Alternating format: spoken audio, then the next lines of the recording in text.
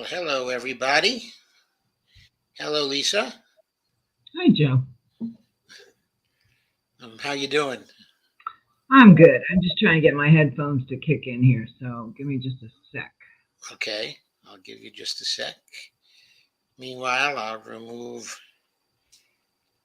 the promo so people can see us. Hi, everybody.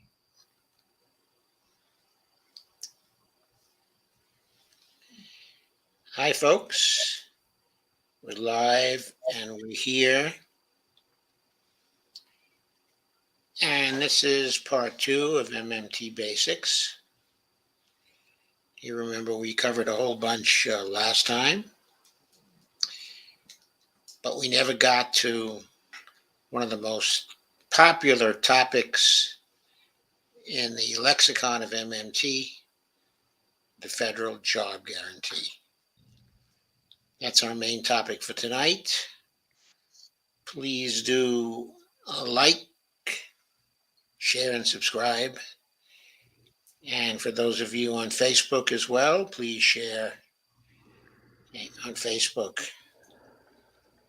So I haven't had a chance to do anything there. I have to confess, I've been watching Jordan Chariton. You too? Yeah, in hopes that there was some returns from Nina. Not really any yet, just some of the early voting coming in.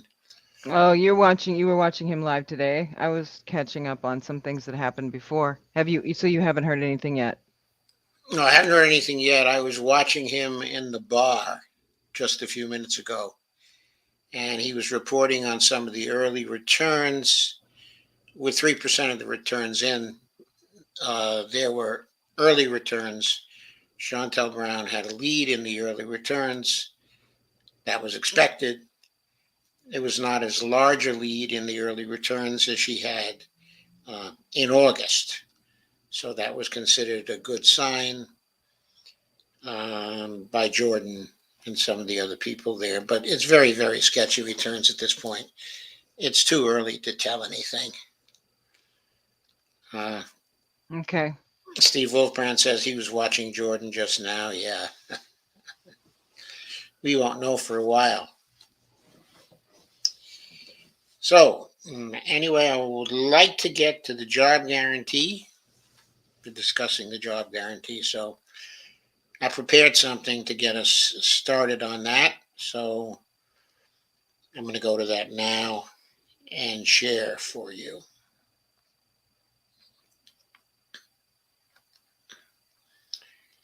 I'm going to share my slides. So, there we go. This presentation is entitled MMT Back to Basics, excerpt number 3 on the job guarantee. This is an excerpt from a larger presentation.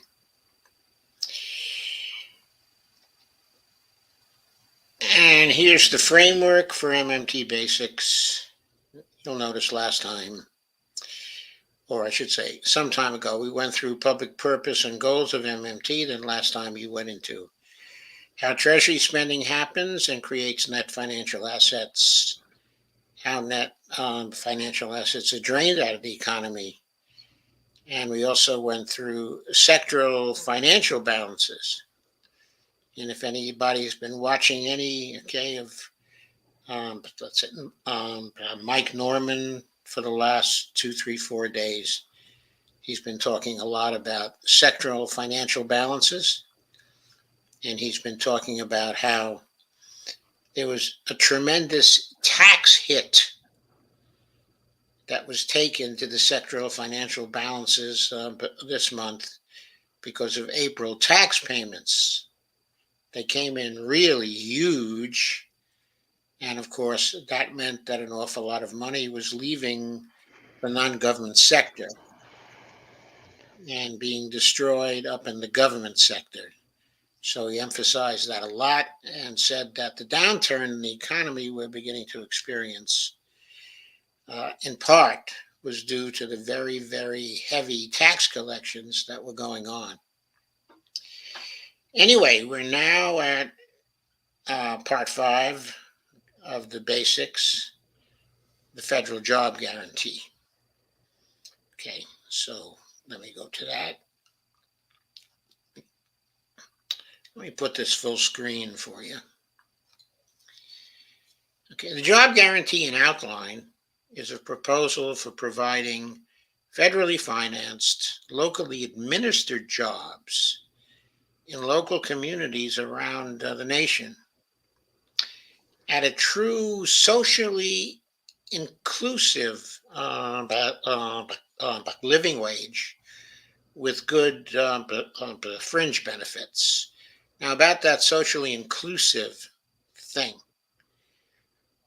that means that it's not so much that it's a living wage from a monetary point of view, but it also has to be large enough that the workers in the job guarantee program can fit into society. They can go to public functions of various kinds. They can go out for dinner occasionally. They can go to movies. They can go see their friends. Okay, bring something to the house when they have dinner over, and other friends. So it's not simply from an economic point of view, okay, a living wage.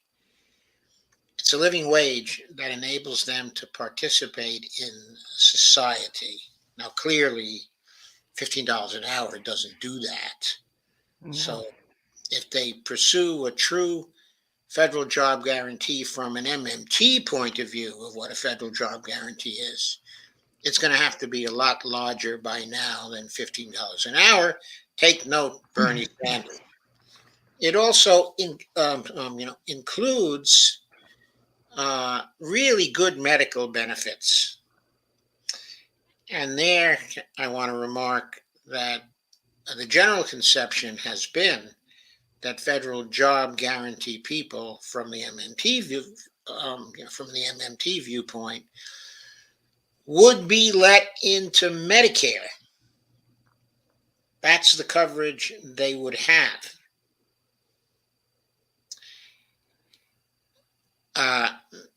Even though the rest of the population might not have Medicare yet, the federal job guarantee people would be let into the Medicare program from the get-go. Okay, and also one thing that would be part of the package, or three other things that would be part of the package, are paid vacation, paid family leave, and sick leave. All this would go to anyone who wants a job, and it would provide true, permanent, full employment in any kind of economy. And I want to call attention here to what I think is a disagreement inside of the MMT community.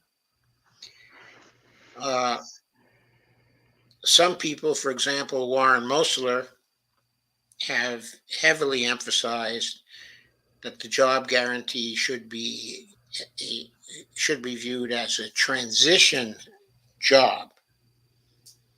People would stay on the job guarantee as long as the economy was down. Then they would go into private sector work. There are other MMTers, such as myself, who think that the kind of work they would find within the job guarantee program, and we'll go into what that is, okay, in just a few minutes,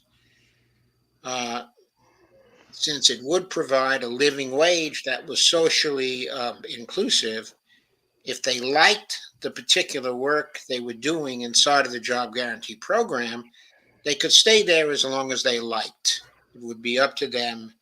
It's not necessarily conceived of as a transitional job.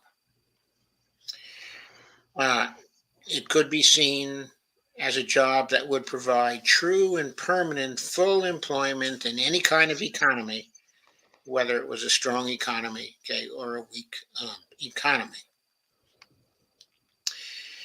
And one more characteristic of it, after an initial positive shock to the economy, why would we give a positive shock, okay, to the economy? Well, let's say the average job guarantee living wage at the start of the program was, say, $22 an hour.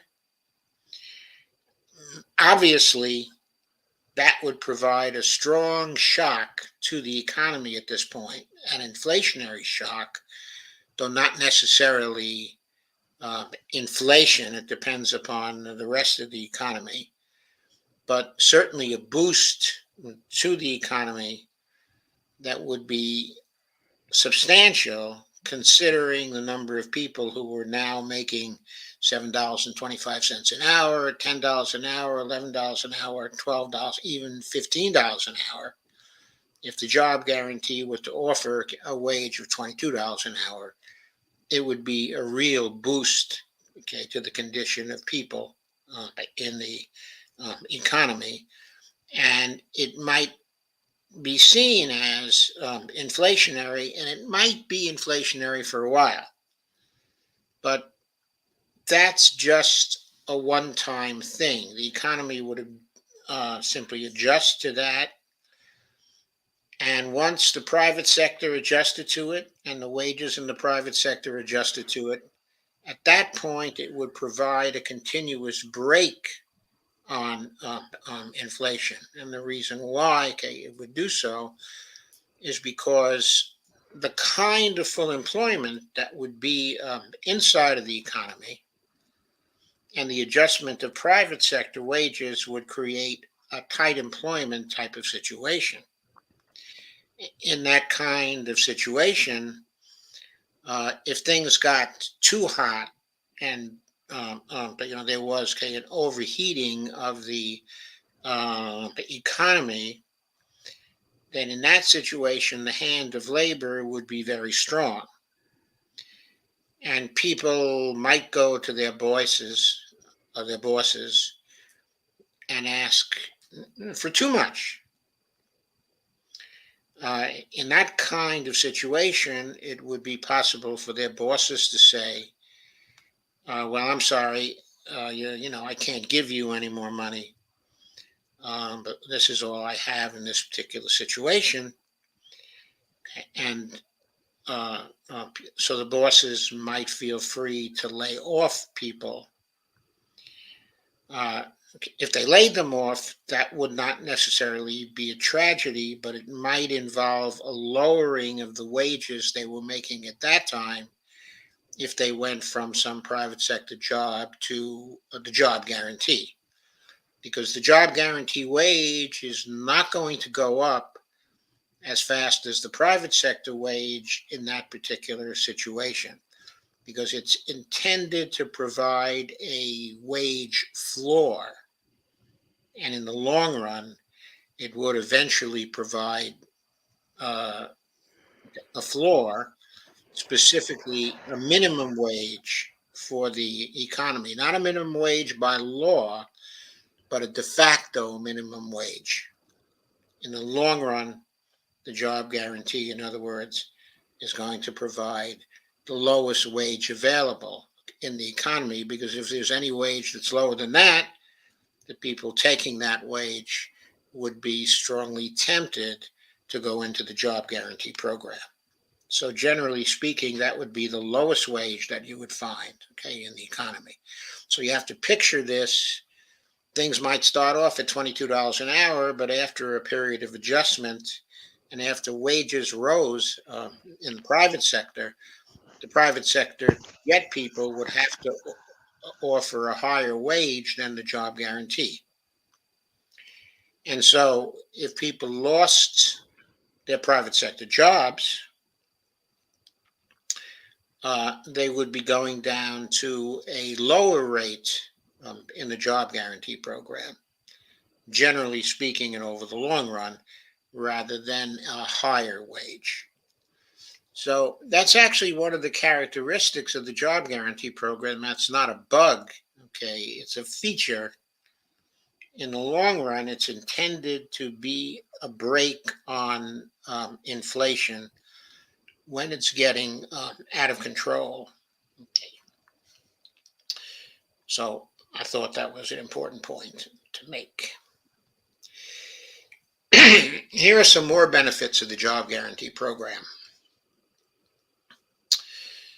So the details are going to differ among economists, okay, and policy analysts. That is the details, okay, of the job guarantee program. Okay, I want to make that clear. For example, a few years ago, there was a job guarantee program that was proposed by Jared Bernstein and Dean Baker.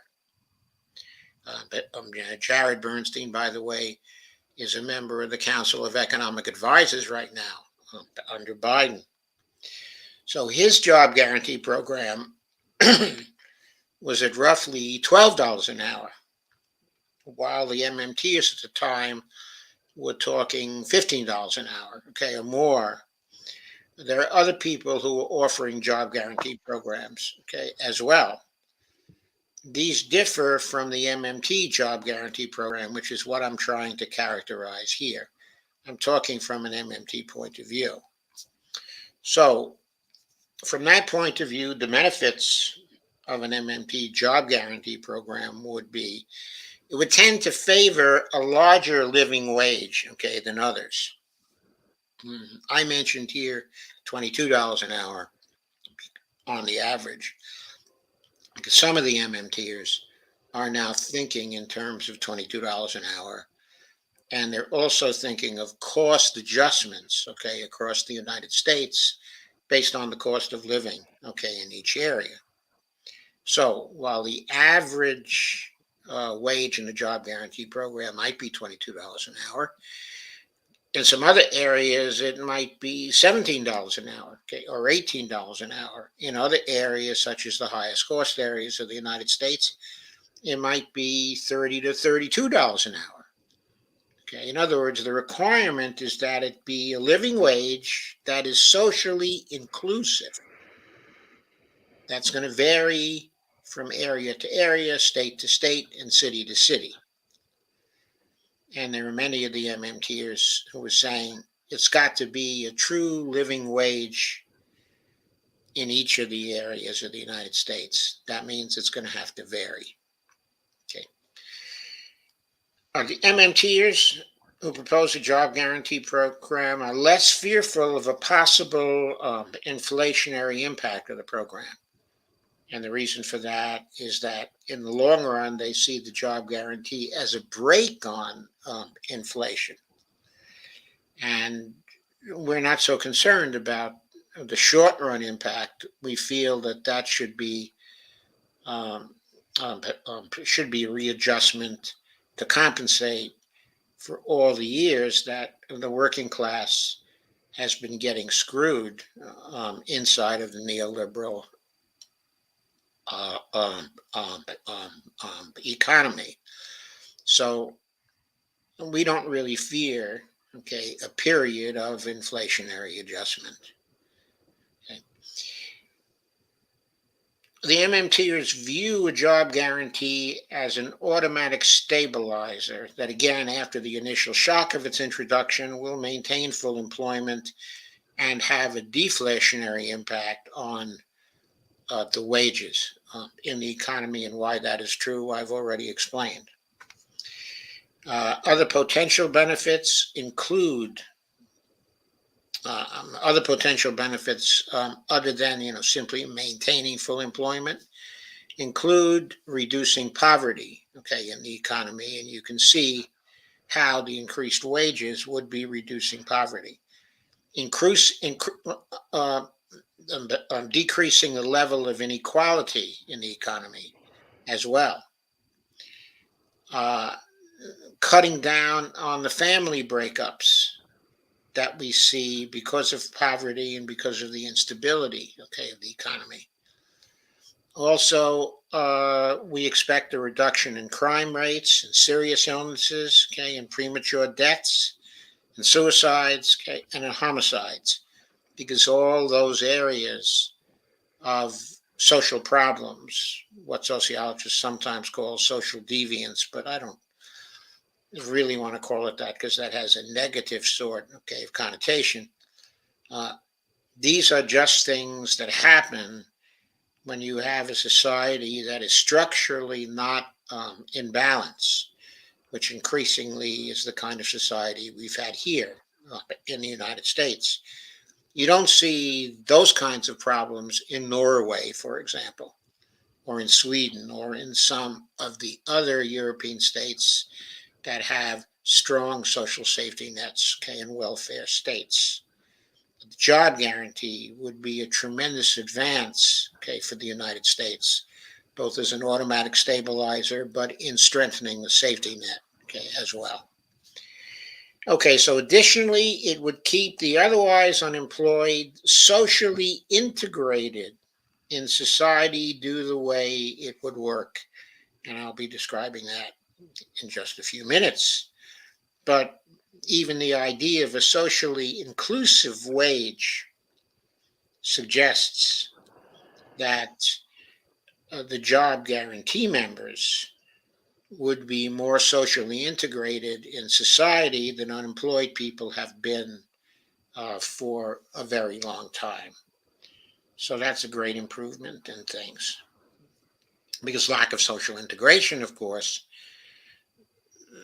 that's the kind of situation that creates the social effects we've been talking about, like the family breakups and the crime rates and the serious illnesses, okay, and so on. So let me go to the next slide. Here are some common objections. I'll go through them and I'll give some brief answers to them, but the real answers will become clear when I go into more detail about the job guarantee. One objection is you cannot nationalize a quarter of the labor force without significantly negative effects on productivity, okay, and growth. So the criticism is that the proposal of job guarantee at once is utopian, but it's also dystopian because too many people would be going to work for the government. And that, of course, is socialism. And there are all these people who are so afraid of socialism. So the point to be made here on the other side is for most people, the job guarantee would provide employment, okay, of a temporary nature. Now, I've said before, those jobs could be permanent if people wanted them to be. But the idea is that since the job guarantee would be stabilizing the economy, putting the private sector into good shape again, after a relatively short time, the private sector would be able to offer higher salaries than the job guarantee program, and people would be brought back into the private sector. So that, okay, is one thing that suggests that we're not going to have a quarter of the labor force who would be working for the government. But the other thing that also suggests that is that uh,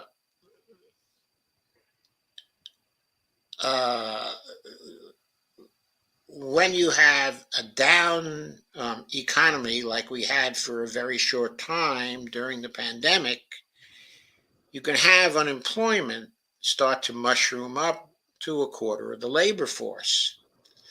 But since the job guarantee is there, that's going to lead to a righting of the economy in a very short time. And therefore, we're looking at a temporary period of the quarter of the labor force actually being supported by the government. In fact, it was estimated by some of the MMTers, actually during the interim period, between the recession of 2008 and 2009, okay, and the pandemic, that it would be very likely that the job guarantee program, when things were at their height, okay, of unemployment, might cost $650 billion a year to implement.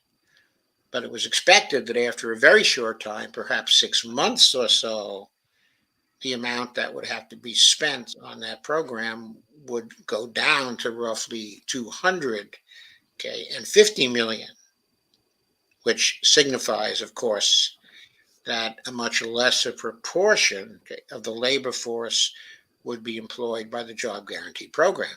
Now, there would always be, let's say, 5 million people who would continue, okay, in the job guarantee program.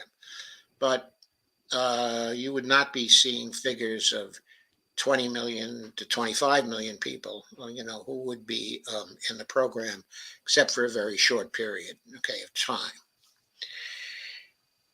I want to point out there are lots of job guarantee proposals, and this case is one of the objections. And the further objection was that none of the proposals have worked enough on details. And the reply to that is that the MMT people have been working on the job guarantee proposals for years and years and years. Some of the early proposals go back before MMT. They date from the 1970s, and work on what would be involved in such a program has been going on actually since then. And in the MMT period, a lot of research has been done on the details and nature of the job guarantee program. So the MMT Job Guarantee program actually has a lot of details behind it, a lot of literature, but lots of research. And the leading proponents of the job guarantee, okay, among the MMTers, are very, very good when it comes to details. If you talk to Bill Mitchell, Pavlina Cherneva, and Randy Ray, who are probably the three top people on the job guarantee, they're the ones who studied it for the longest and who know the most about the details of it. You will find them very strong on the details, okay? Also, Fadl Kaboub is very strong, okay, on those details, okay, as well. So those are four people who are really well-versed in terms of the details of the job guarantee program. And they know more than almost any other people about it. Now, there are some people who are not close to MMTers, might be called fellow travelers, okay, in some way, who know a lot about the details too. And those are Sandy Darity and Derek Hamilton, who was one of Bernie Sanders' advisors in the 2020 race. They also know quite a lot about the job guarantee program. They have a little different slant on it, but they're good when it comes to details. So some people view the job guarantee program as a welfare check plus work requirements that, okay, are onerous. They characterize it as workfare, similar to the British workfare program. And they say that would be a bad policy that would be politically toxic. And the MMTers would certainly agree that a workfare program would be politically toxic and would be bad policy. But they also insist that their job guarantee program is not a workfare program. And as I begin to explain some more of the details, you'll see why it's not a workfare program. During the Trump administration, people were arguing that unemployment was at 3.5%, so why do we need the job guarantee? Unemployment is not a problem. From the viewpoint of the MMTers, if there are people who are unemployed involuntarily, then it's a problem. It's a problem for millions of people, even if the unemployment rate is only 3.5%.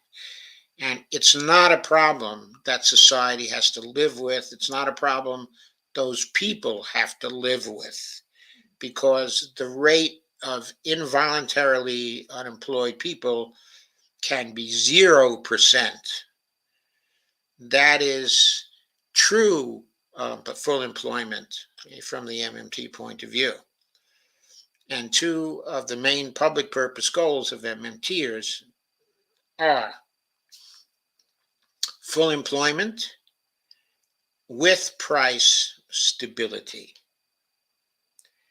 Okay, so MMTers are opposed to inflation, want none of it, have very low tolerance for it, always try to eliminate it, but they also have high intolerance for any kind of unemployment that is not entirely voluntary. So zero unemployment and zero inflation are the goals that the MMTers strive for, that the Job Guarantee Program attempts to facilitate. Okay, next, objection. It would be very high cost to government and a high cost to business because it's going to force many small businesses to shut down. The MMT view is, well, it's not really that high cost, to government, because I gave you some estimates before, $250 billion a year. That's not a high cost for full employment. At the extreme, $650 billion a year or $750 billion a year, if it had been done, in the pandemic. There's no comparison to what was actually spent on the pandemic. In other words, we know to stabilize the economy during the pandemic, the government was spending trillions of dollars. They actually spent $6 trillion. They spent much more than they had to spend. If they had started a job guarantee program at that time, they probably could have gotten away with $1 trillion and everybody would have been employed. Anyway, there's also confusion about the goal of a job guarantee program because the different kinds of job guarantee programs have different goals. I've already stated what the MMT goals are. Those goals are very clear. Full employment, along with price stability.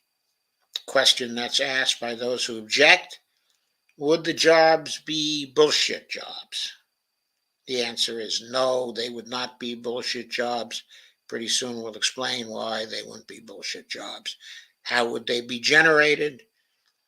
Very shortly we'll explain how they would be generated. So, what's the context of an MMT-based job guarantee program? Well, I want you to visualize 4 categories. First, there's a government sector in the economy. We're all familiar with that now. There's a domestic non-government sector also that is part of the economy here. We can define 3 subsectors of that. The private sector, that is involved in the production of things that are valued by the market. It's market-based value. It's the way we view most of the private sector now.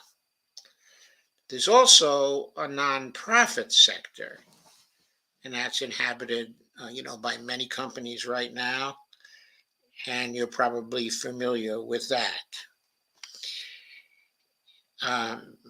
Inside, if the job guarantee program, were implemented, there would be a social enterprise sector that would be filled with social entrepreneurial ventures, SEVs they're called, that would produce social value. And this sector would be inhabited by the nonprofits because some of them do produce social value today, and by workers' co-ops as well. Now, what is social value? How do we evaluate what social value is?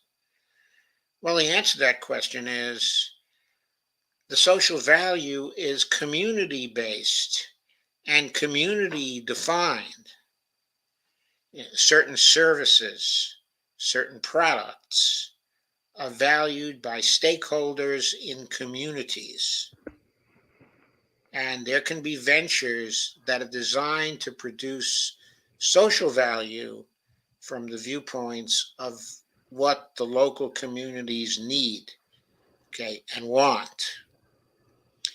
So the nonprofits and the social entrepreneurial ventures will implement community-based and community-proposed programs that can be implemented at all phases of the business cycle. And they would address different levels of unemployment and community need. Now, this is a bottom-up approach that's powered by the participants in the job guarantee program, by the communities, okay, and by the local stakeholders, including the local governments, but also people who would volunteer for local committees to help to define what is socially valued from the standpoint, okay, of the communities. Now, this bottom-up approach fits fiscal policy to people, to communities, okay, and their needs, and also to the people who are participating in the job guarantee program, the workers in the job guarantee program. Fulfilling a public purpose. Fulfilling a public purpose as defined by the local communities, as defined by the people themselves. Exactly. Say a little bit more about the workers' cooperatives, and I ought to add here that MMTers have not done much work themselves on workers' cooperatives. Specifically, Richard Wolff, of course, is the person whose name is most closely identified with those. And it's here that Richard Wolff's work, which is primarily microeconomic in character and focusing on the cooperatives, it is here that it links up with the MMT work in the context of the job guarantee program. There are people who have studied both with the MMTers, okay, and Richard Wolff. And so they know something about how to make this kind of link. A worker cooperative is a business that is owned and controlled by its workers who constitute the members of the cooperative. The two central characteristics of workers' cooperatives are workers own the business and they participate in its financial success on the basis of their labor contribution to the cooperative. Who judges their labor contribution to the cooperative? The cooperative members themselves judge that. The workers have, by representation on, and they also vote for the board of directors, adhering to the principle of one worker, but one vote. Now, generally, a worker cooperative can incorporate in all sorts of ways, can incorporate as a C Corp, as an S Corp, as an LLC, as a flexible purpose corp, or any other corporate form, as long as the company meets the minimum the requirements for operating as a worker cooperative. Okay, but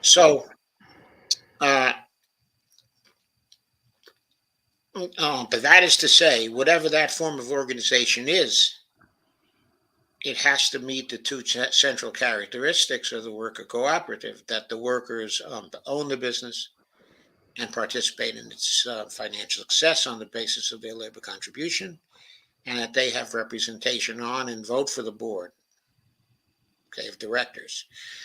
Those requirements can be fulfilled within all these different frameworks. Now, I don't know the literature on the cooperatives enough to be able to tell you which of these forms, okay, are more appropriate for this kind of a cooperative.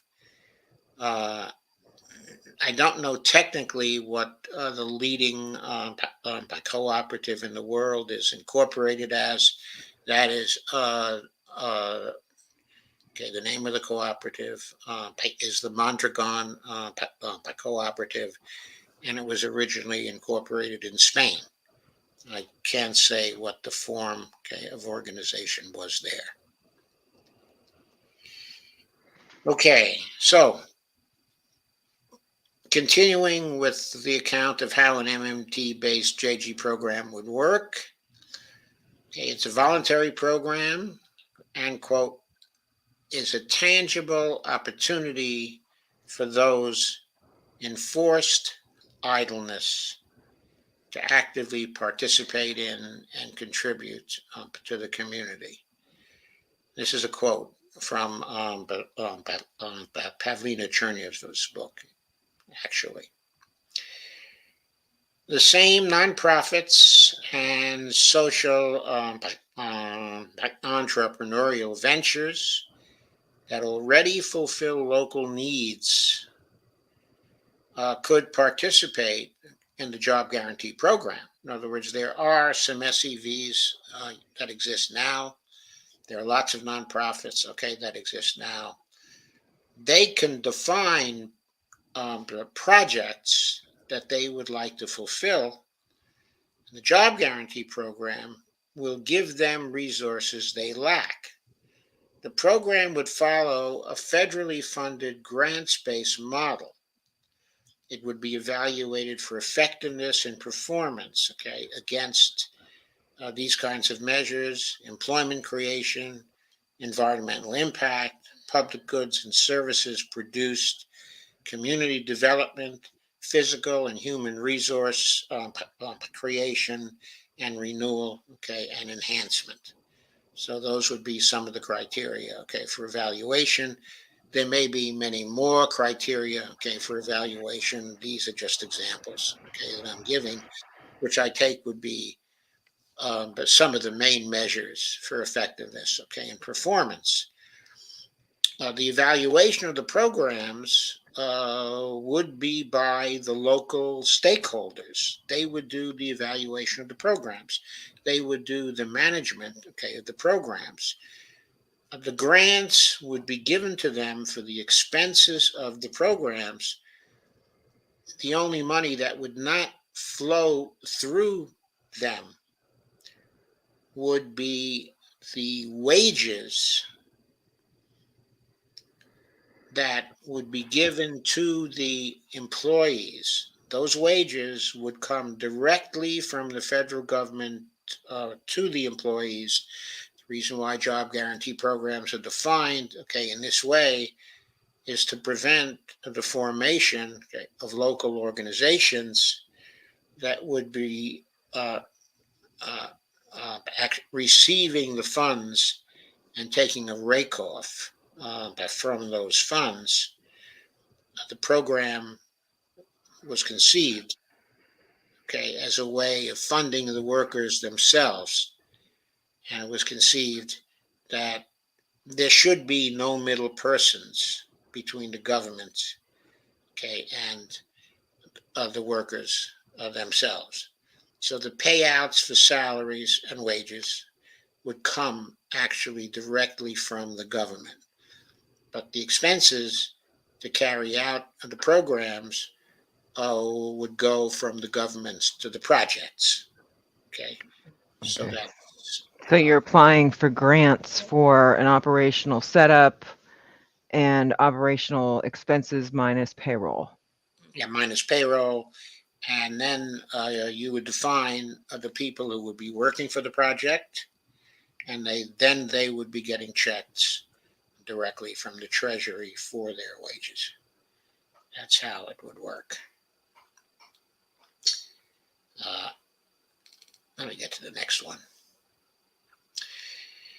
Okay, the JG program would fund nonprofits and social entrepreneurial ventures to design and implement projects for people. The projects would care for the environment, the community, and the people. Unemployment offices can be used to place people in new nonprofits and SE sector jobs, and later in private sector jobs when the private sector jobs happen to arise. So they would be in some ways like the unemployment offices that we have now, but they would also be placing people in the jobs that were created by the projects. The program would work countercyclically. the people participating in the program would be maximized when the economy was down, and the participation in the program that would be lowest at the time the economy was booming. So this is designed to work in a counter-cyclical way so that it compensates for recessions, okay, and for depressions.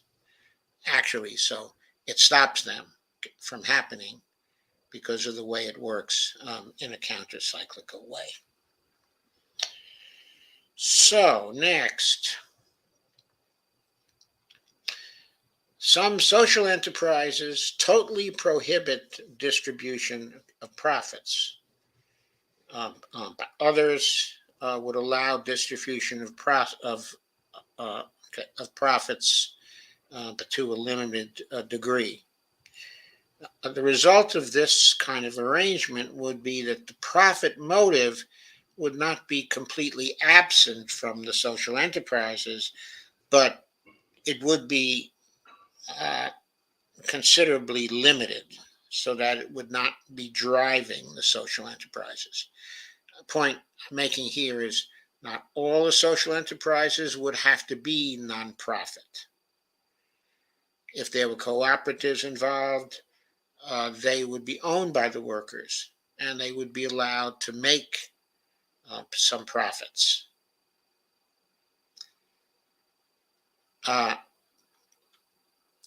Okay, so the limitations on how much in profits can be made would foster a sense of social responsibility within the social enterprises.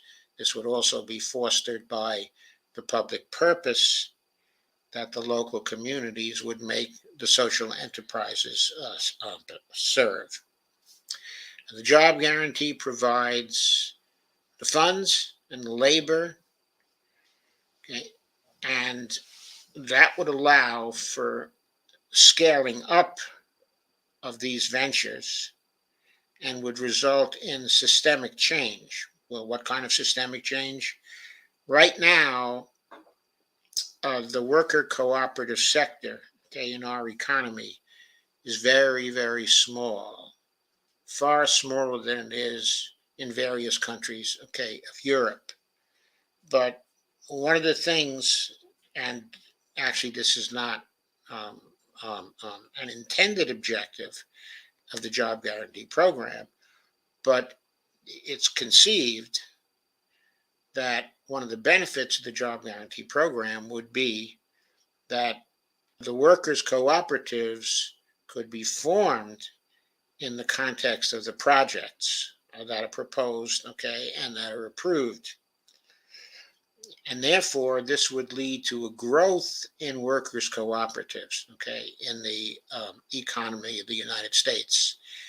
And this would result in some systemic change for the United States. In other words, I think workers' cooperatives now in the United States, something like 3% of the businesses of the United States.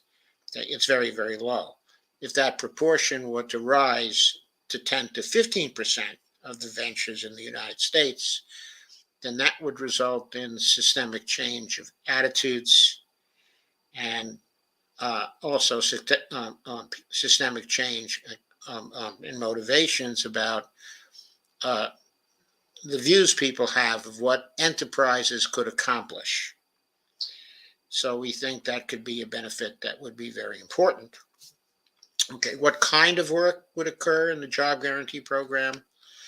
Home care, community clinics, urban fisheries, veteran services, aquaponics for the production of food in industrial settings, by youth mentoring, sustainable agriculture, quote, internship opportunities, training for new skills, okay, and revocation, okay, and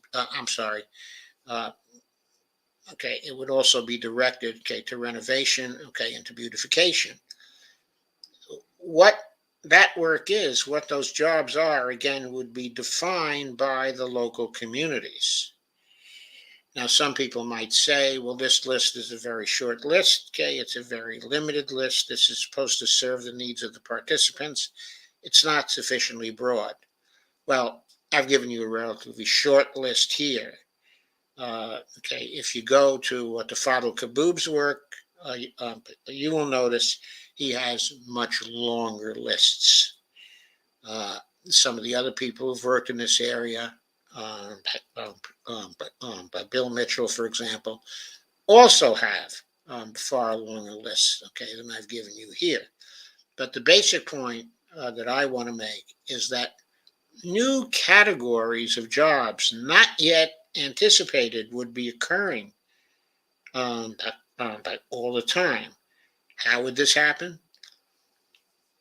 In the same way as it happens in the private sector. There are new jobs getting defined by the private sector all the time, continuously in our economy.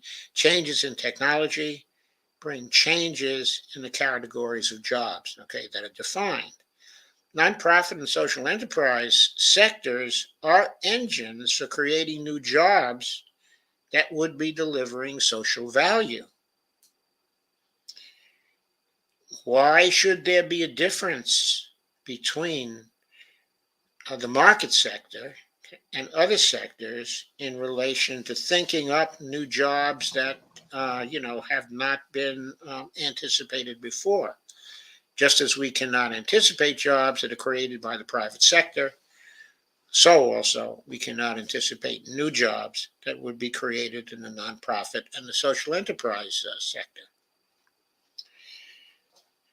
So that's our response to people who say, well, there are all these jobs in the market sector, but there's a relatively short list in these new sectors, you're defining.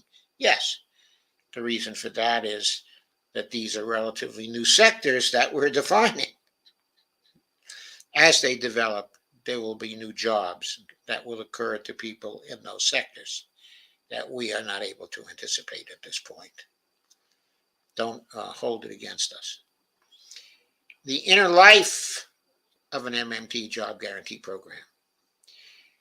In each community, we envision a core team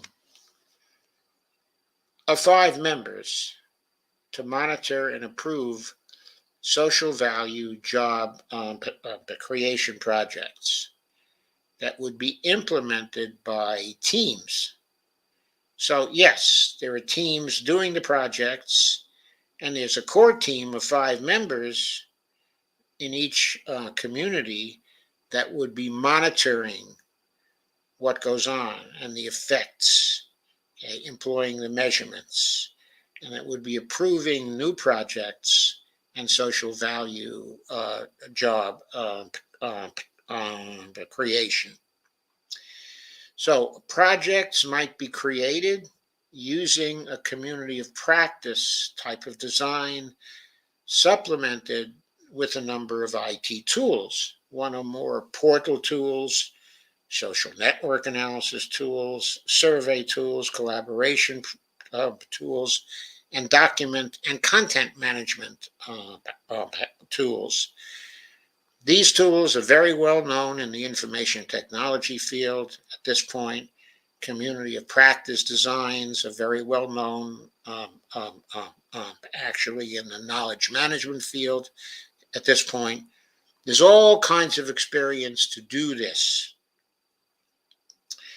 And people could be employed inside of the job guarantee program who have experience in designing and implementing the communities of practice.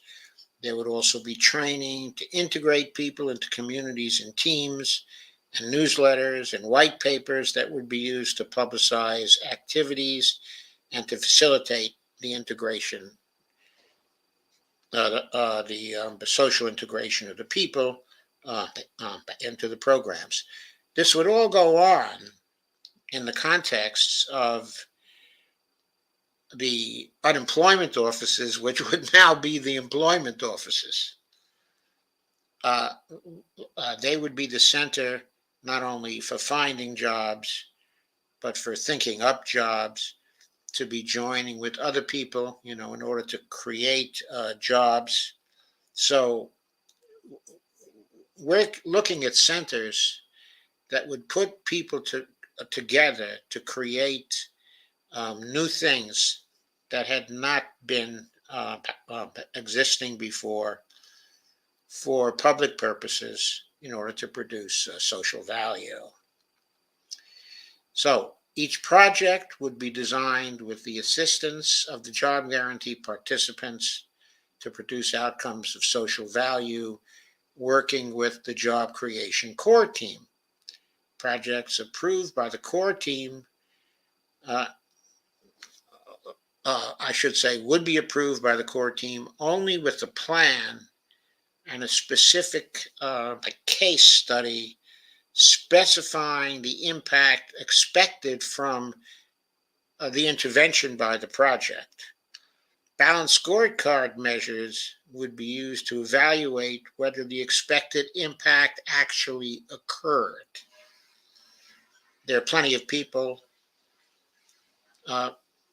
who can give assistance and who can be part, of core teams that know how to design these kinds, of measures. There's lots and lots of people with business experience, in doing this.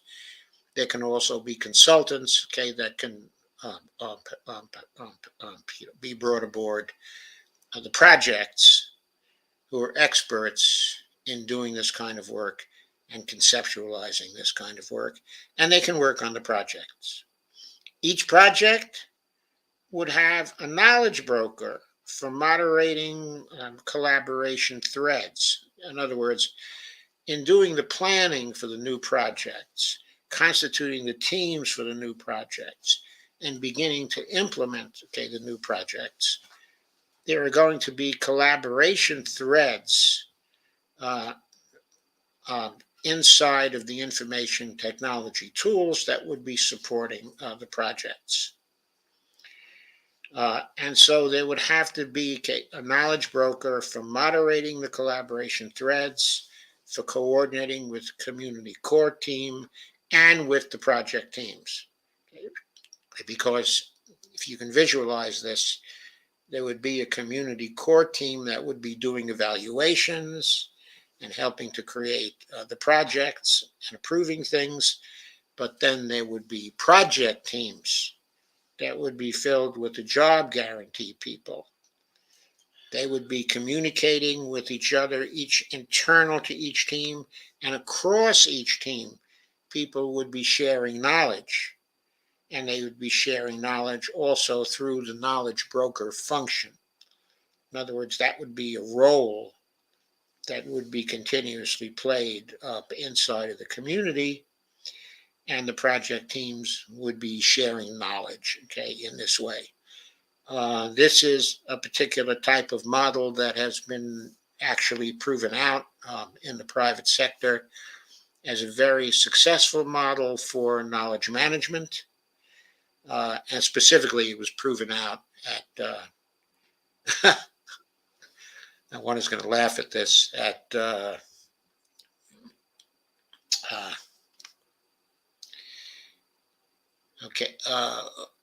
what's the company that's so involved, in corruption, in doing projects, in Iraq? It's a big construction company. The name escapes me now. But Cheney was a major stockholder, in that company. Anyway, they did considerable work on this kind of model, of getting people to collaborate, on new ideas and to introduce new ideas into the company, in this way. And these projects, were immensely successful in that particular private sector. There's no reason why they shouldn't be successful, in the social entrepreneurial sector, as well. Why this particular model of knowledge management could not be transferred over to the community sector. So I'd like you to visualize this. Each new participant registers for the job guarantee at the former unemployment office, which now becomes the job guarantee office. The registrants in the JG program earn pay, hourly pay, from the first hour they register. There is no waiting period. They begin to earn pay as soon as they come in. The JG office would provide training about the structure of the job guarantee program to the registrants, and it provides them access to the employment portal of JG job openings, both locally and across the United States. Well, why across the United States?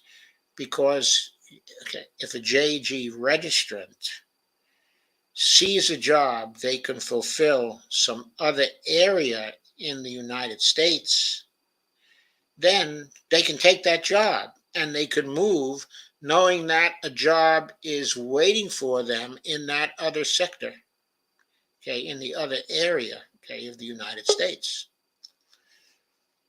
Hang on a second, Lisa. I will get you in. Wait, I have to go out of this setting for a minute in order to get Lisa back. There we go. Thanks, Joe. My pleasure. So let me get this back to the view here, and let me get this full screen again. So they have their training. They have their access to the employment portal, which is a portal that gives them the job openings locally and across the United States. So again, if they see something in some other area of the United States, in other words, if they're in Alabama, but they see something, in Colorado, and they want to move to Colorado, a job would be waiting for them in Colorado. The program would actually facilitate the freedom of people to move to other areas if they want to move to other areas. The Job Guarantee Office would also provide community rooms where people can talk to others about how the job guarantee processes are working and where they can develop social relationships with other people who are in the job guarantee program. That, of course, would help them to form teams within the job guarantee program, and it would help them to facilitate actually proposing new things to do for the community. They form the team, they brainstorm ideas, they talk to each other, they develop some new ideas, they make proposals to the local stakeholders. And if the proposals are good, they can get the new projects approved. So this is a bottom-up aspect of the program that's very important. So more visualization. Computers are issued to participants who need them, a gift from the Job Guarantee Program, along with the training necessary to use them. So you actually provide them with tools in order to facilitate collaborations at the project level, and in order to facilitate their talking to each other whenever they want to talk to each other. Now, is this a big expense? Well, you can get a pretty good computer these days for $500 or $600. No, it's not a very big expense at all. It's a one-time expense. The people have the computers. They can keep the computers. It's just something that they can use to get employed, to stay employed, to develop these teams. It's really a good thing for the program. The registrants can join a project taking a position they think they fit. If nothing fits them, they can get training from the program to learn the skills they need to fill that particular position. If they find nothing they want to do, or if they just prefer it, they can join with others to create a new social enterprise that would be embodied in a project that they design, they get approval for and they implement. This is another bottom-up aspect, okay, of the program that really empowers the people, and that's very important from the MMT point of view. So, further visualization. They can develop and submit a proposal for their project to the community core team for evaluation by the community core team. If the project and its budget are approved, then the community core team submits it to the local government for a final approval, because the local government is a stakeholder in this too. And remember, the people are making proposals to produce value for the local community and for the local government. Okay, in many of the local governments, they're likely to constitute committees of stakeholders uh, to evaluate the projects coming from the community core team. So there's a level of evaluation at the community core team. There's a level of of evaluation at the local government, okay, as well. If approved, then the federal government, sorry, did I go back? I think you did. Yeah. If approved, then the federal government provides the funding for the project, except for wages, as I said before, which are paid directly to the project members. More visualization. The projects are carried out under the supervision of the person elected by the JG participants to head up the projects. They also decide among themselves who will fill the various roles defined by their project. In this way, all the JG participants will be integrated into the program within a certain period of time, or they can voluntarily leave it at any time and either accept a job in another sector or look for other government safety net types of benefits. The Job Guarantee Program is not constituted in lieu of other safety net programs. If people don't want to go into the Job Guarantee Program, they can stay and get regular unemployment benefits, just as they get now. We expect that there will be much less, in unemployment expenditures, because most people will want to go into the Job Guarantee Program, as if it's constituted in the way we've described here. But there will be certain people who will think, well, I had this extremely high salary, in this other job. I'd like to stay out of any other competing job for a while, stay on unemployment, look for the kind of job I had before with the kind of salary, I had before. The Job Guarantee Program in no way limits that. For all the reasons I've described here, you can see, obviously, this is not a workfare project. On all kinds of levels, it's not a workfare project. It has a bottom-up organization, a design that's bottom-up, involves the participants, of the JG programs. It has a number, of levels to the evaluation. It's there to produce community value, social value that people can be proud of. It's not at all like a workfare program. And it's not a coercive program. You don't have to be in it if you don't want to be in it. You can take part, get your unemployment benefits. And you can do that. So in no way is this a workfare program. And I think you can see why. So going further, we're nearing the end of the formal end of this now. Winding up the JG. So I see the job guarantee as being organized in a way that will integrate those who want to work at a living wage with a new honorable job, delivering social value to their community. Now, also providing them with a social world of opportunities to interact with many other people. They'll be able to choose a job that fits them. Like, for example, let's say someone who's disabled, but who can work a computer. There can be plenty of jobs for them at a living wage, a living socially inclusive wage. they won't have to take any disability money from the federal government. They can still do that if they want to, but they won't have to do that. They'll be able to fully participate in a socially valued venture.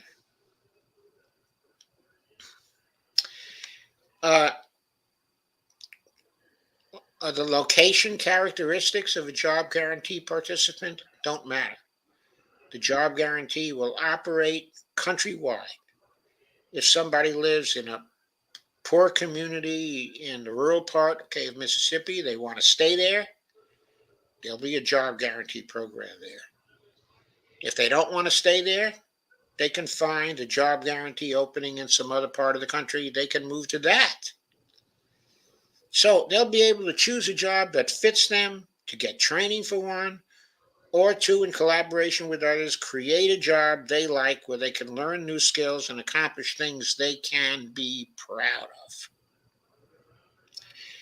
The program is going to provide them with a social world full of opportunities to interact, okay, with many other people.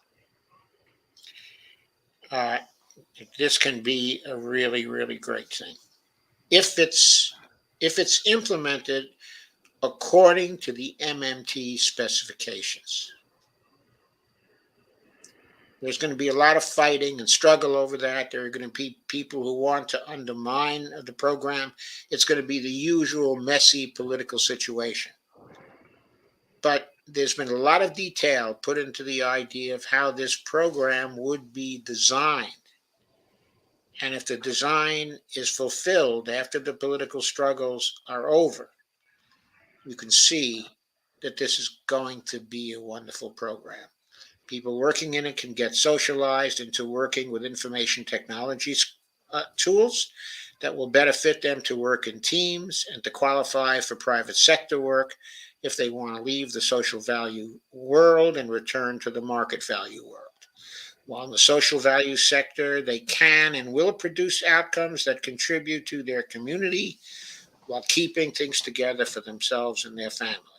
Altogether, a happy outcome, I should say, for themselves and their communities as well.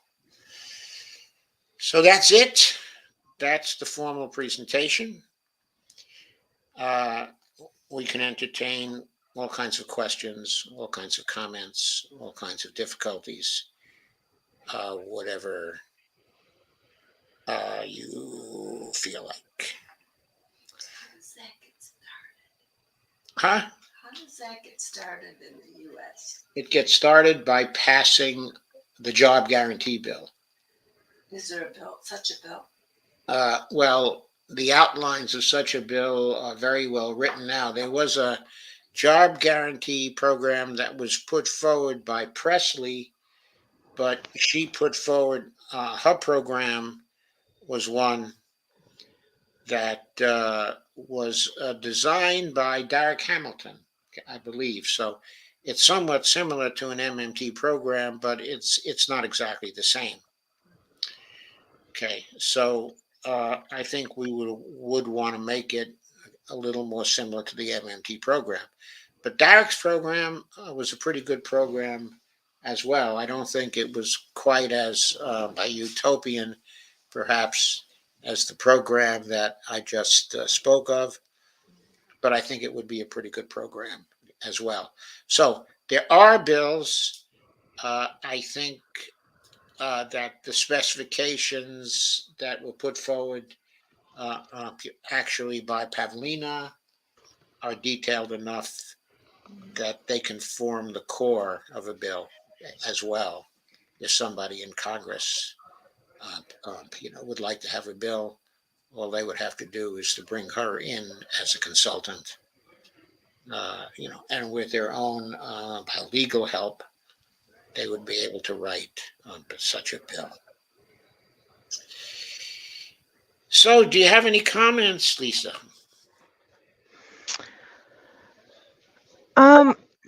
No, I'm sitting here and I'm thinking truthfully that the idea of having a jobs guarantee where people can have a good paying job, not just a transitional paying job, that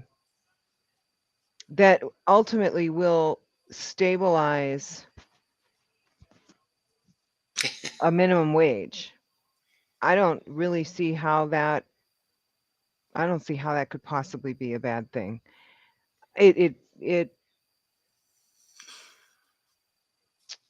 I can see where it would be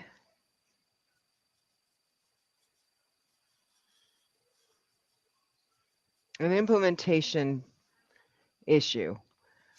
I can see where we're going to get a lot of pushback on the idea that it could potentially cause a bit of inflation, so to speak, just one time. But I don't necessarily know that I even think that would be that big of a deal. So anyway, I just would really love to see them put something together quickly so that we could get to this, because there's so much that was done the last time we had, like, the American, what did they call that? The Civilian You mean the Conservation American Corps? Rescue Plan? No, the Civilian Conservation Corps. Isn't that what Yeah, they the did? Civilian Conservation Corps in the 1930s. Yes. Mm-hmm. Which, I remember my grandfather had, I think they had a dozen kids in the family, but I remember them talking about that. And I remember them saying that was just a really good thing, and everybody had a job and everybody felt really good about it. And I think it's long overdue that we have something like that, honestly. This would be just to say the job guarantee is now being presented by many people in Congress as part of the Green New Deal. Mm-hmm. It would be part of the transition, to a Green New Deal. So that means that a lot of the job guaranteed jobs would have a green function as well. Okay, because that would be part uh, of the local public purpose needs that would be served by the job guarantee. So that's another good thing about it, that it's part of that program, and it could be funded actually through that program. Now, it would save a lot of money in that context also, because based on the costs, I mentioned earlier, that's a far cheaper way to get back to a prosperous economy, to stabilize, uh, um, the economy, than the way that the Republicans and Democrats tried to do it in 2020 with all of the Rube Goldberg things, they put together to try to cushion the blow uh, for the big corporations, and cushion the blow for the smaller businesses. So many of the small businesses would have been able to stay in business if the job guarantee program were there then, because it would have cushioned the shock, of the pandemic. The jobs could have been also designed so many people would have been able to stay home, and they would have been, actually protected from the effects of the pandemic. That would have been, really a fantastic thing. Well, and the more that I think about this, the big corporate machine, not small businesses per se, and not those individuals that are employed with like a nonprofit or a co-op, or just companies that actually do serve a public purpose, and we all know what they look like, right? But there are so many corporate jobs that are contrary to that mission, right now. And I think that, we have to do something. And I'm all for throwing a wrench in the status quo right now, from the standpoint of, we need more public purpose initiatives going on. We need more people that are going to work and not being treated like, just get your work done, Don't cry to me about not being here, not being able to be here. Don't tell me you can't work mandatory overtime. Don't, all of that, right? Without getting any benefits, without any of that. I think it's incredibly important that we start looking at having a safety net for people that not only is a safety net for them, but then starts to serve the communities in ways that, like, we just haven't had anything like that existing lately. We have Yeah, NGOs and whatnot that have come together, but really there's just not enough funding out there. People are really struggling. Businesses are really struggling. that's true. And also within the context of this, though, the way a lot of the new projects would be constituted, the heads of the new projects are going to be elected from the bottom up. Hmm. If the managers, become oppressive, then the participants will be able to retaliate in different ways, including just leaving the project Hmm. for another project because there'll be so many projects available. And you So, can start your own project. You can pitch your own project, yes, which is a wonderful idea because I know of entities now that are trying to get funding, that are doing things that do exactly this, that serve the public purpose, right? That are tech heavy, that people could do at home, and projects are being developed. And that would be a terrific thing to be able to get funding for. it would be a terrific thing. But again, to emphasize this, from the standpoint of the bad attitude of the bosses that so many of us have had to cope with, Kay, in recent years, in this social value sector, Hmm. the bosses in it would have to be courteous to the workers. They would have to care about them because if they didn't, they would lose their project. It would not be successful because the workers would walk with their feet.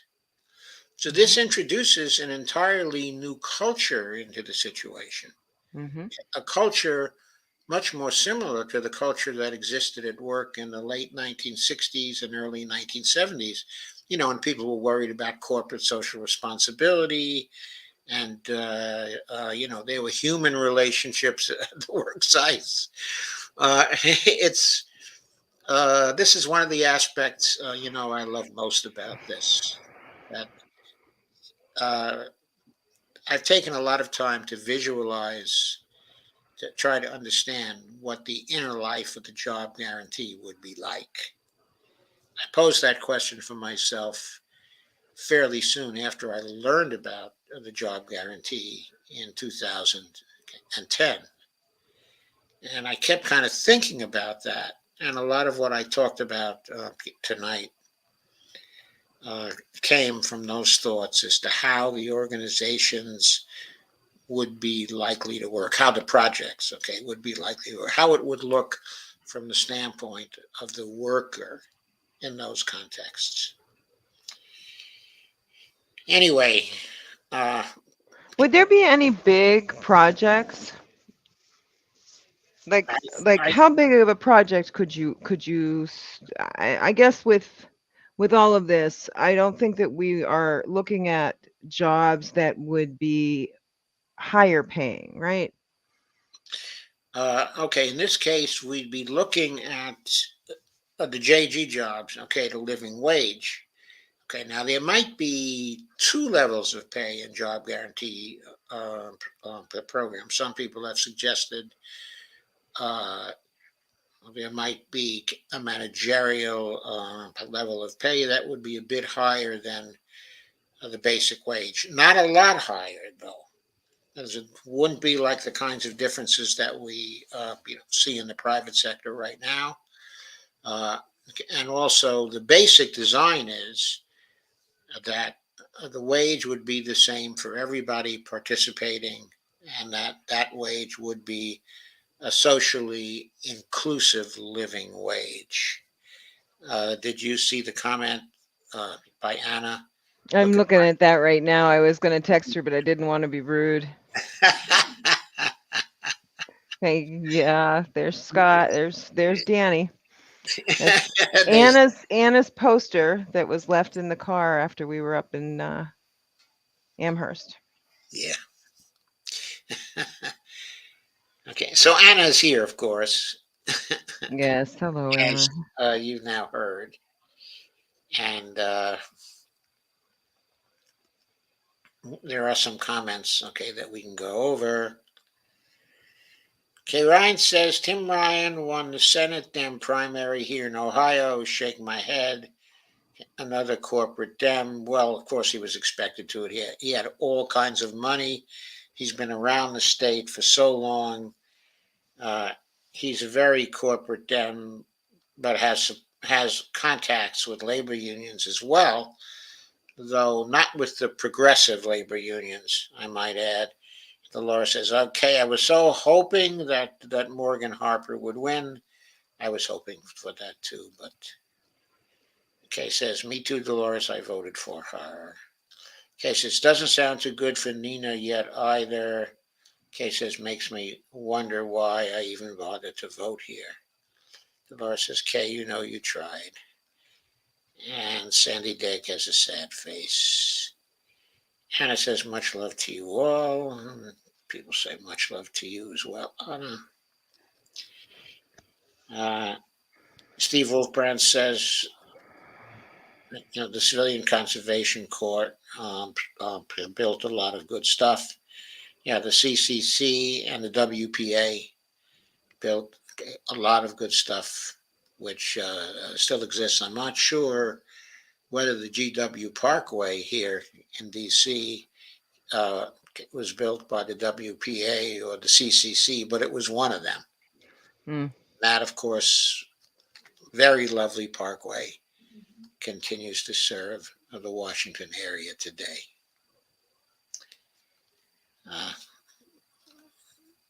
And Dolores says, AP and New York Times calling it from Brown, okay, in Ohio. Who is Jordan calling it for? He's out there on the spot. So, are there any other comments about the job guarantee, folks? Any other questions you want to ask?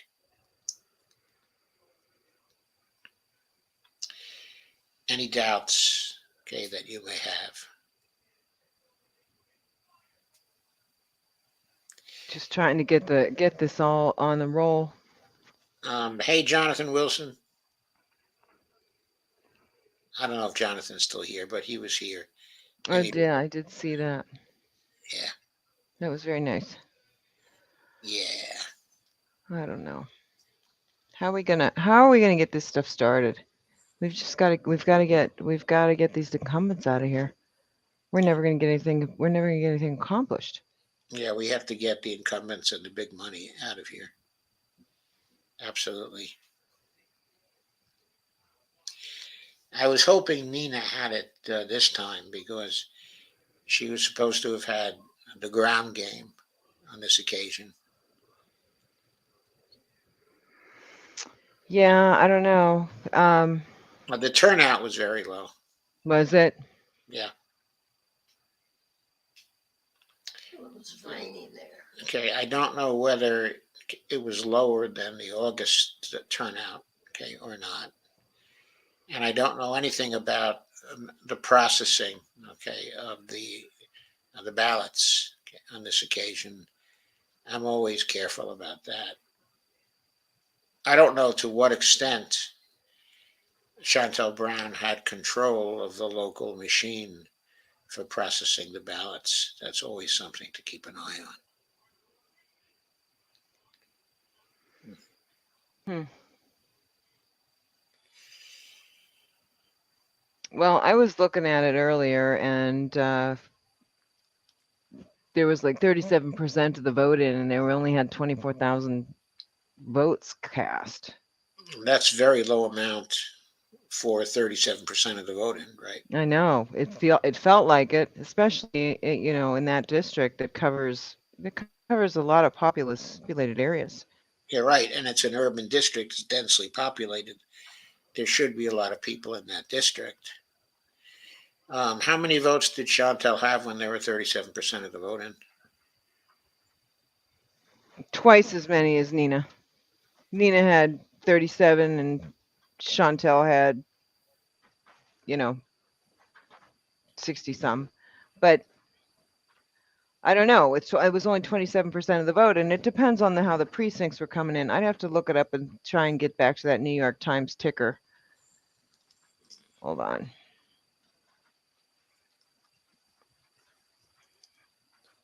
Did you get a punch of rain, Joe? Did it rain hard for you today, or no? Did it rain hard? No, I don't think it rained hard here. No. We got some nasty rain here today. We definitely didn't have any nasty rain here. And we had I think there tornado was some. watches. Oh, Yeah. It was scary. Let's see. okay. So are the tornado watches over now? Yeah, I think so. I think they are. They were gonna go till about 10:45, so we're close. But it hasn't really rained much in about an hour. Okay, so what I'm looking at here is there's only with 60, it looks like 69% reported. No, hold on, wrong one. 53% reported. There's only 35,000 votes. 63% to Chantel and 36% to Nina. So Chantel's got 22,335 votes and Nina's got 12,867. Oh boy. Doesn't sound good, does it? Of course, we don't know where those votes are coming from, I know. and I so know. it's key here. I don't know. I don't have enough information. I'm just going by, but that doesn't sound like a lot of people, Joe. No, it doesn't sound like a lot of people. But we'll probably know tomorrow what the distribution was and what happened and how to account for it. Steve says the election has been called. Of course, that doesn't mean it's correct.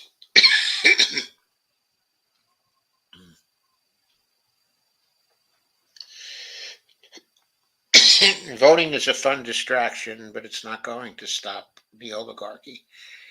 Well, another agnostic keeps the following in mind.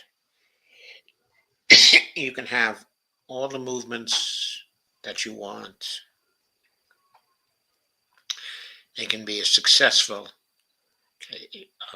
as you want. But in the end, you have to have the people inside of Congress who are willing to vote, to serve the people. No, my eyes are bothering me though. If all you have in Congress are people who have been bought by the interests, it doesn't matter how active the external situation is, you're not going to be able to get the laws that you want. I hate to like, I don't want to get into it with anybody, but the truth of the matter is we can't just walk away from voting. We can't. I mean, I can't tell anybody what to do, but you've still got to try. We've still got to try. Third party or whatever it is, dump the incumbents. We have to vote because walking away from it is going to give them everything they exactly want. Steve Oprand says Nina just spoke, insinuating a run for president in 2024.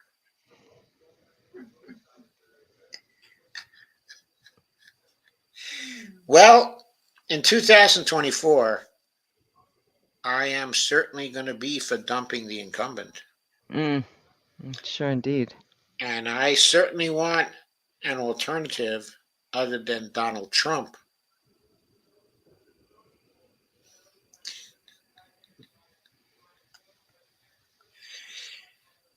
So there it is, folks. We need a win. Yeah, we do need a win.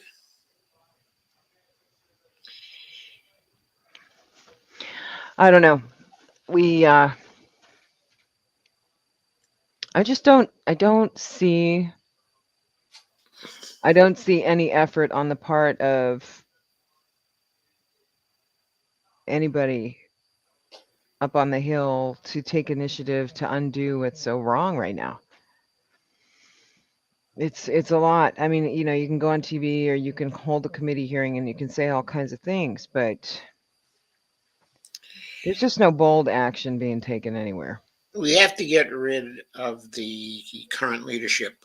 To my mind, that's almost job one. We have to prevent, if the Democrats should somehow win in Congress, we have to retire Nancy Pelosi as Speaker. Maybe she'll retire herself and will not run again. Maybe Shahed, will somehow beat her. But if she's still the candidate for Speaker in 2023, in January of 2023, we have to have enough people on the progressive side there to be able to defeat her and to deny her the speakership, because she is deadly. She had it within her power to create a great deal more success for our side in 2021. For example, she could have kicked the Build Back, I shouldn't say the Build Back Better, but the American Rescue Plan back to the Senate. Said the House, with a message saying the House will not sign off on any bill that does not substantially increase the minimum wage in this country. We are sending back our bill with a $15 an hour minimum wage in it.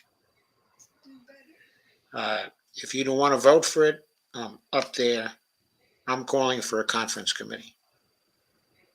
Mm-hmm. But I am not going to bow to what the Senate wants about that. We need that minimum wage lifted substantially, and the House is not going to have a bill at all unless we have that. I think it has been decades since the American people have seen anything that has happened like that. That kind of a power play, that kind of a move. She stopped doing those so long ago, I can't even remember. And I'm getting older. I worry that there's so many people, younger generations, who just don't even realize how this is supposed to work. I know. They don't know how it's supposed to work. At times, it is supposed to work with the House doing power plays against the Senate. Mm-hmm. We don't see any of those anymore. We haven't seen any of them for a long time. Okay.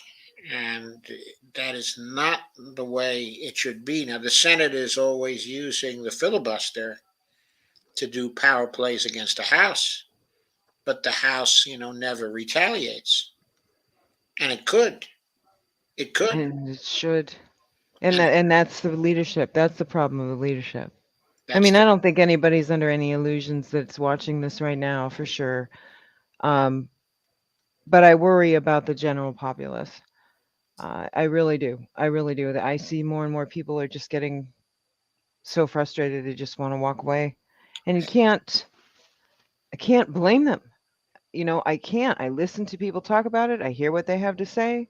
I understand where they're coming from. I understand their frustration, depending on what your situation is, what your circumstances are, what kind of economic blight you've been in, how you've been persecuted and held down.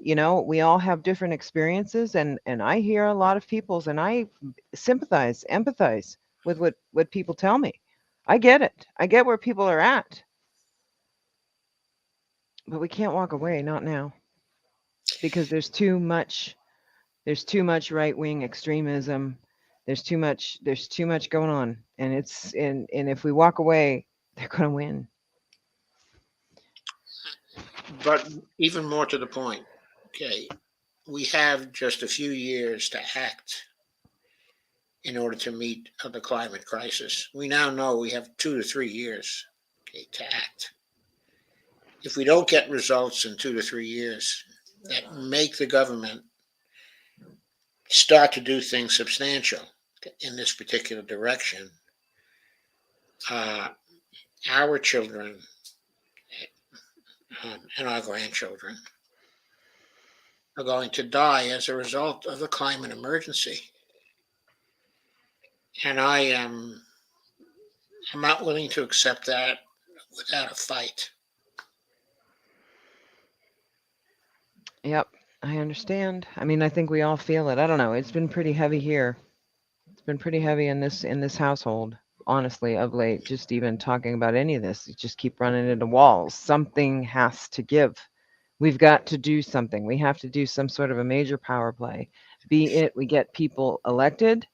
We we don't have to turn over half of the house, Joe. I think we could do it with 30.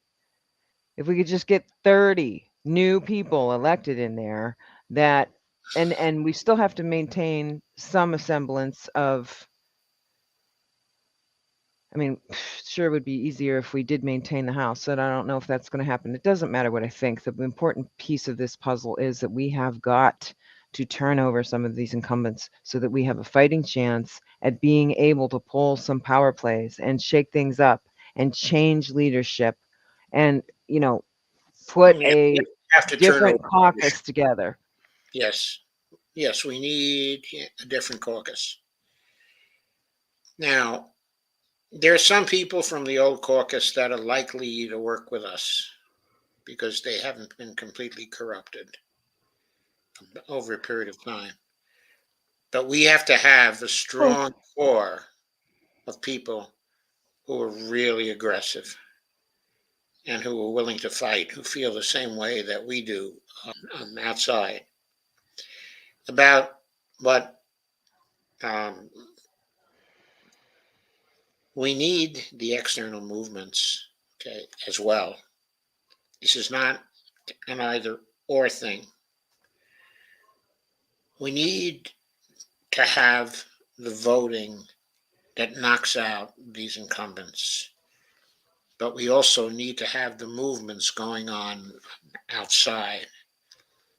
And the people inside have to work with the movements, with the outside people. The outside people have to support the inside people.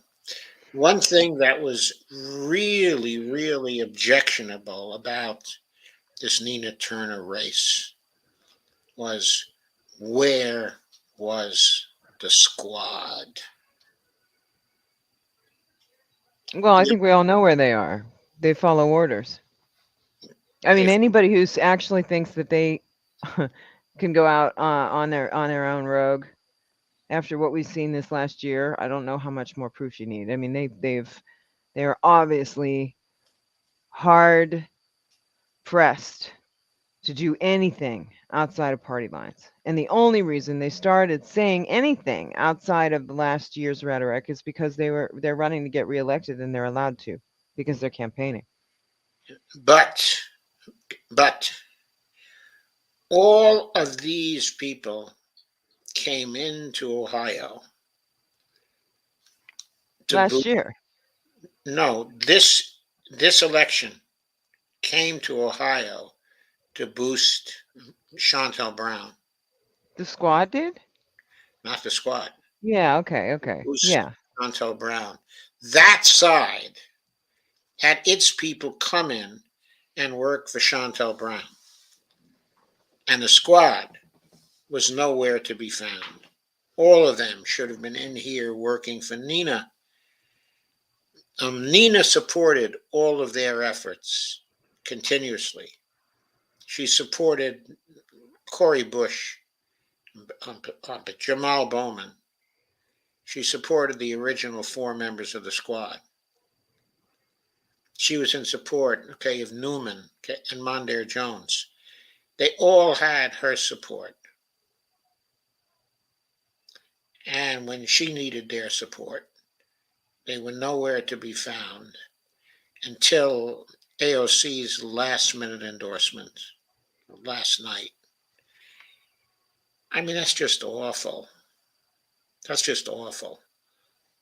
It's just intolerable. They failed us again.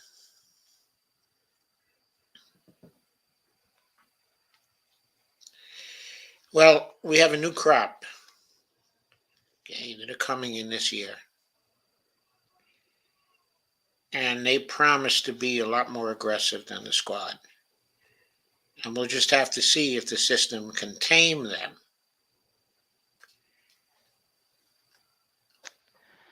Of course it can. Of course it can. The question is, can we get enough of them in there that are willing to do something different, like Jason Call, who's willing to start another caucus, right? I Well, mean, what we need to do is do something like what the Tea Party did in the 90s. oh, I know. I know we need to do that. We thought that kind of thing would be done by the squad, or be started by the squad. Of course, that is not what happened. The squad got completely cowed by the system. Anyway, we need both the voting and the external movements, and they have to be together. We need solidarity from both sides. Maybe that is going to make a difference. Okay, another agnostic points out the Tea Party was backed by the oligarchy, backed by parts of the oligarchy. Yes, that's right. Another agnostic. They were. They were, but that's not the point. The point is that we need to be able to do something where people are acting independently, and I'm losing faith in the ability for them to do so. And I don't mean that in a way that they don't have the ethics or the morals or whatever. I literally mean that I don't think this government works the way it's supposed to anymore. And you Oh, have I to agree. toe a party line, and stepping out of it is a hefty toll and a hefty price. I certainly agree. There are so many supports for the oligarchy that are in place now that it will be very, very hard, uh, for the people that we elect, to do what we elect them to do. On the other hand, if they get support and pressure from the external movements, as the external movements are more successful, as the union movement, okay, is more successful, these external movements can strengthen the internal people. And so that's what we have to hope for, I think. But by the way, I was thinking about the issue of starting a third party, as opposed to, going into the Democratic Party. How about just taking a bunch of defectors? That's where I'm at. Just get them to defect at this point. And that's exactly what I was thinking. In other words, I Mm-hmm. was thinking the only realistic way to found a third party, or to create a third party that can be a factor, okay, in the elections, is for a number of congressmen from one or both of the major parties to announce that they are creating a third party that already exists, or are supporting a third party, okay, that already exists, that they've joined such a third party and are no longer part of the Democratic Party. I mean, it's If we doable. could get 10 to 15 people to do that, that Mhm. would be the way to make the third party a realistic choice. Yeah, yeah. Many We would have to get them that way. We would have to get them in that way, and we would have to see that happen. And I don't even know if that. I mean, I have no idea. I have no faith in what they won't do to people.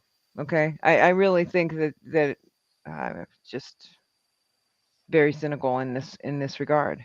I mean, we can't even get them to codify Roe v. Wade, for God's sake. The goddamn bill's been sitting in the Senate committees for almost a year now. The House passed it last year. I mean, this is just, it's so, nothing's working. Nothing's working. Nothing is working. Yeah, We I know. can't even get the squad to, withhold. Well, you know what? We wouldn't even damn know how they voted on that. We don't know. We don't know what the vote looked like, what the endorsement process was for the Progressive Caucus. We have no idea what that looks like. I mean, we could find out, but there's no. You know what I mean? You know what I'm saying? Like, I understand people are angry. I don't want to piss anybody off. I'm being honest here, but none of this works the way it's supposed to. None of Yes. it. Yes. None of it. I agree completely. I know that's true. We're trying to find some way to make it work again. That's what our dump the incumbents ideas, are about. And that, of course, hasn't started off very fast, at all. We will keep trying to get it going, uh, and we won't stop, until it gets going. So a number of announcements. Tomorrow, we'll be covering the leaked, perhaps coming decision of the Supreme Court to tank the Roe v. Wade decision. We'll be going over what Sam Alito had to say and his logic, and we'll be talking about the political and social implications of what the court is doing. And so that'll be on the in-depth show tomorrow night. On Thursday, on the Dump the Incumbent show, we'll be talking about the Summer Lee and the Doyle canning contests out. Summer Lee, of course, in Pennsylvania. Doyle canning out, in Oregon. We'll be talking about those two races and what the bought versus independent candidates are like, in those elections and what their chances are. Next Tuesday, we have Fadl Kaboub, who has agreed to come on next Tuesday Oh, great. and to talk about the policy response to the IPCC. I have to send him a calendar reminder, at this point, which I will do. In coming weeks, we have